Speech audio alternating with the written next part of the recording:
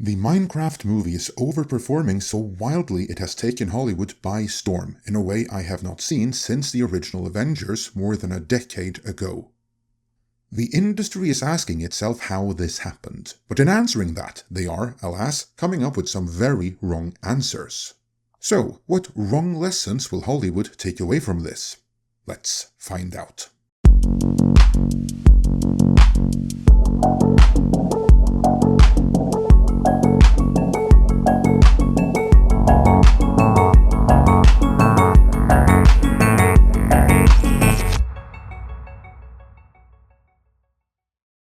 This video is sponsored by Black Forest Supplements. Whenever a movie knocks it out of the park, Hollywood is desperate to find out the secret sauce behind that movie's success, so they can copy it and apply the formula to everything else, hoping that too will be equally successful. That's why, in the aftermath of Batman Begins and Casino Royale, everything was an origin story. That's why, in the aftermath of the Avengers, everything from the Universal monsters to Arthurian legend tried to kickstart an interconnected cinematic universe. That's why, in the aftermath of Avatar, everything was 3D for a while there, yet none of it would last. Because none of it really was the one secret sauce behind those initial movies' success. So, what wrong lessons will they take away from Minecraft, a movie that turned out to appeal more than anticipated to the young? We're about to find out, but first, and on the topic of staying young, let me tell you about the crazy health benefits of Spermadine, a naturally occurring compound that boosts autophagy, supports cell regeneration, and may be one of the biggest cheat codes to aging. But don't take it from me, here's Dr. Steven, a world-renowned heart surgeon, a New York Times best-selling author, and one of the leading voices in longevity science. Fasting, if you've read my books, is a phenomenal way of creating autophagy. But Spermadine will do this without fasting. Spermadine inhibits mTOR. This activates the AMPK pathway and actually starts up autophagy. Spermadine has great anti-aging properties. So autophagy's role, it reduces apoptosis, cell death. It's crucial for regulating lifespan. A 2018 study showed that there was lower cardiovascular and cancer-related deaths, and the mortality rates were dramatically statistically lower in the study group that had more spermadine in their diet. Yep, spermadine. But here's the catch. While your body can make some on its own, and you can get a bit from foods like wheat germ and natto, the levels just aren't enough to make a real difference. That's where Black Forest Supplements steps in. They've developed a potent high-purity spermadine complex specifically designed to activate autophagy, support longevity, and give your cells a serious performance upgrade. Hollywood elites are dropping tens of thousands on luxury fasting retreats and not eating for weeks, hoping to trigger autophagy and slow aging. But here's the truth. You don't need to go broke or starve yourself to get those same benefits. Spermadine activates autophagy naturally, giving you the cellular cleanup and longevity boost fasting offers. No starvation, no luxury retreat, just real cellular regeneration without putting your body through hell. I take it daily. Brain fog? Gone. Energy? Through the roof. Recovery after workouts? Night and day. This stuff stimulates natural cellular cleanup and renewal. No fasting, no extreme biohacks. Just one supplement doing the work from the inside out. And fellas, let's be honest, we gotta be sharp, strong, and on point. No one's coming to save us. We've gotta take control of our own health. That starts with fueling your body with what it actually needs. To this end, I worked out an exclusive offer with my guy at Black Forest Supplements to hook you up with, so you can buy two and get one for free the next 48 hours. But this stuff always sells out, so don't wait. Hit the link in the description and pinned comment to stock up before it's gone. Thanks to Black Forest Supplements for sponsoring this video, and with that, let's return to Hollywood and the quest to find out what made Minecraft click.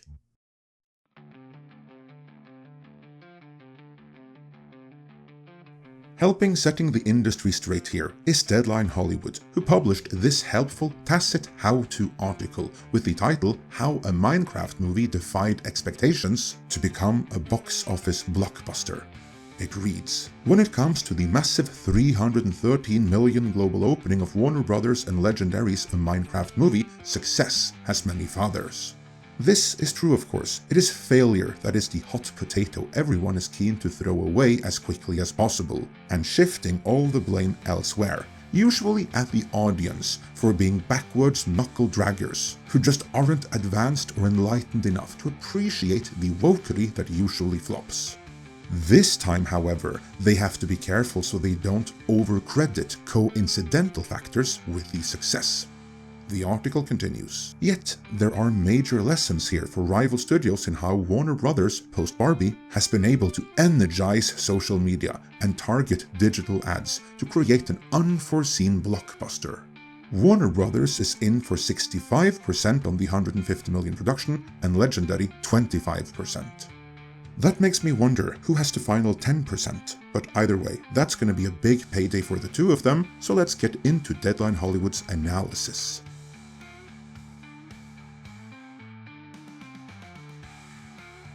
They write, let's start off with the obvious. Everyone always complains about how tracking is off. On paper, before Warner Bros.' last-minute promo push late last week, a Minecraft movie looked a lot like Sonic the Hedgehog, around 60 million opening. We heard on Thursday that the movie had a shot at 75+ million after a pickup in pre-sales. How did anyone miss the fact that it was going to do Super Mario Bros. Movie-like business, 146 million plus? Only now in hindsight is everyone going, oh yeah, duh, the Mojang game is huge at 300 million copies sold and 140 million monthly active players. I would say that already here, Deadline Hollywood are on shaky ground in their analysis, as they implicitly assume that the players will show up for the movie no matter what, even though there is no reason to make that assumption. Case in point, the Warcraft movie from 2016. How many active players did that have at that time, compared to how many showed up for the movie? Because while it didn't lose big, that movie nonetheless ended up losing money, so as we've seen with several other video game adaptations both before and after, many fans of the game sat the movie out. Deadline Hollywood shouldn't be focusing on how many players of Minecraft there are, but the fact that they actually showed up for the movie and in such big numbers.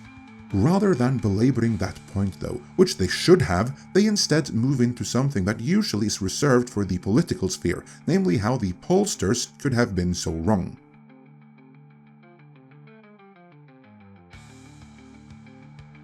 They write, what's clear here is that there's a disconnect between the general movie-going audience polls and the laser-targeted audience Warner goes after, a testament to the studio's marketing expertise to zero in on specific groups. That under 13 crowd is a very hard one for tracking to capture, and that's who showed up, one rival marketing maven says. Warner's is very good at reaching an audience that tracking can't. Some tracking firms are looking to up their games when it comes to precision-focused subset tracking, i.e. accountants who might be interested in seeing Amazon MGM Studios' The Accountant 2. CinemaScore reported that the under 18 crowd repped 36% of Minecraft's audience, who gave it an A. The under 25 set on CinemaScore showed up at 64%, giving Minecraft a B+. Still, I feel this is missing the point. The focus shouldn't be on how the pollsters missed this crowd, but why this crowd of gamers showed up for this movie in the numbers that they did, something they haven't done for other video game movies. And chances are, tracking couldn't have foreseen the exact number, because so many probably only decided to go in the very last minute because of word of mouth. Deadline Hollywood keeps on slightly missing the point though, as the article continues. The other big takeaway with Minecraft is how Warner Bros. And Legendary were able to squash the negative reaction to the film's first trailer in September and reverse the buzz narrative on the Jason Momoa Jack Black pick. It's a feat that mega blockbuster house Disney couldn't quell in the poisonous sentiment faced by Snow White, says one promo insider connected to Minecraft. In all fairness, we didn't have cultural and political challenges to overcome. We just had a rabid fanbase to overcome. Well, in the case of Snow White, they didn't have cultural and political challenges either. They had a politically challenged product, and it was made that way by design, and there was no overcoming that. They just had the wrong movie, period.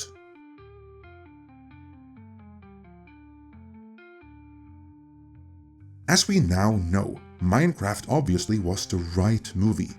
Their only challenge was convincing the audience that it was indeed that, the right movie.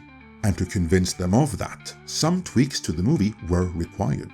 The write-up continues. Minecraft fans feared that the movie was too live action. They despised the look of the sheep. Warner's marketing team of Dana Nussbaum, Christian Davin, and creative advertising boss John Stanford and Legendary's Blair Rich listened to fans' complaints and corrected course. One of the major problems with the first trailer was that the pic's visual effects wasn't ready. The second trailer delivered, including vital moments from the game, so Minecraft fans knew that their game was in good hands. It's not a coincidence that the second trailer begins Minecraft trailer take 2 in a nod to the fans. The second trailer was only 3% negative versus the first, which was much higher. Take a note of that. They listened to their built-in audience, just like the people behind Sonic the Hedgehog did when they altered Sonic's design following the backlash to its first trailer. At the time, many in Hollywood were furious that the filmmakers would cave to the mob that way, instead of sticking to their guns. But lo and behold, that worked out great for Sonic, and in Minecraft we now have another example that your built-in audience is in fact your built-in audience. So perhaps treating them as such instead of as your enemies might be advisable.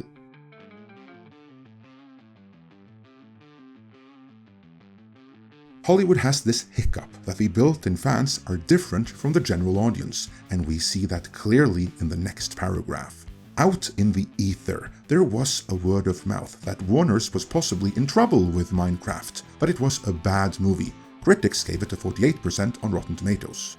The reason for that stemmed from the fact that, together with Legendary, they made a movie that was strictly for the fans with its wink to influencers from the game, and its babble language and one-liners to which fans are jumping on their seats and singing along.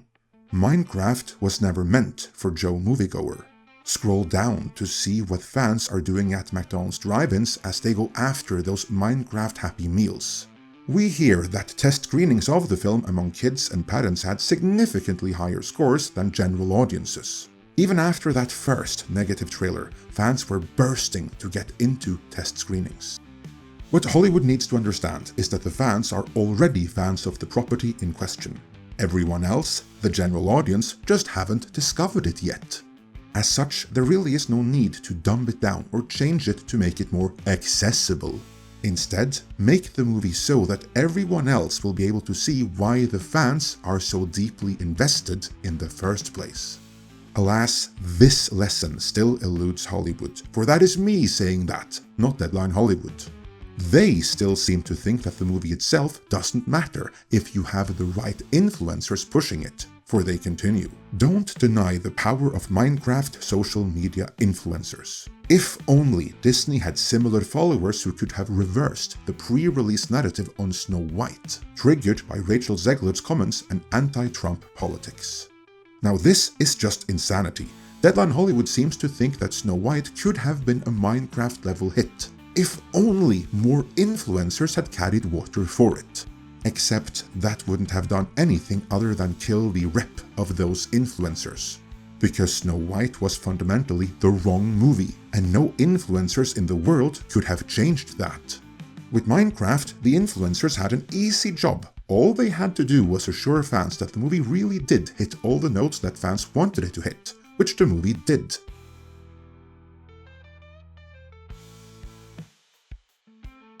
The article meanders on for a bit longer, but there are no more important explanations as for why the movie worked that the rest of Hollywood could learn from, and if we're honest, there wasn't any in the part of the article I did go through either. Deadline Hollywood seems convinced that influencers made the difference here, writing, "Legendary invited Minecraft influencers to the set, gave them shoutouts in the movie, and invited 30 of them to the London world premiere. They also created content pre-release. Warner's put them on a pedestal," says another marketing insider close to the pic. That is all good and well, but again, Deadline Hollywood is forgetting the fact that the influencers had the easiest job in the world on this one, because the filmmakers had made the right movie at the right time, which hit all the notes it needed to hit to win the fans over. All the influencers had to do was honestly let everyone know that this is indeed a Minecraft movie that respects and honors Minecraft lore, and then word of mouth removed any lingering doubt there may have been about that. But again, that's because the movie delivered on its promise. If it hadn't done that, however, it would have flopped, and the influencers who vouched for it would have ended up exposed faster than the fellowship of influencers who tried to sell Amazon's The Lord of the Rings of Power. Though to their defense, they only went on about DEI, and the series did deliver that aplenty, so I guess they didn't lie. It didn't help the series though, because it was fundamentally the wrong series that delivered the wrong experience. This is what Hollywood just doesn't get. They are so hung up on marketing and influencing that they seem to think that if Snow White had just had more influencers, it could have done what Minecraft did, only it couldn't. The real secret sauce behind Minecraft's success is that the filmmakers knew their audience, and they made the movie for that audience, while also making it accessible to everyone else in the process. That is what made it such an easy sell for marketing and select influencers, once they had tweaked what the fans didn't respond to in that first trailer. Hollywood still seems to think that you can push any old crap under a brand name and then influence your way to success, but that simply won't fly. Alas, Hollywood does not yet seem to get that, so expect them to learn at least some wrong lessons from the success of Minecraft. So, how do you think Hollywood will mess up going forward? Let me know in the comments, and before you go, remember to claim our time-limited special offer and buy 2 of Black Forest Spermadine Complex and get 1 for free for the next 48 hours.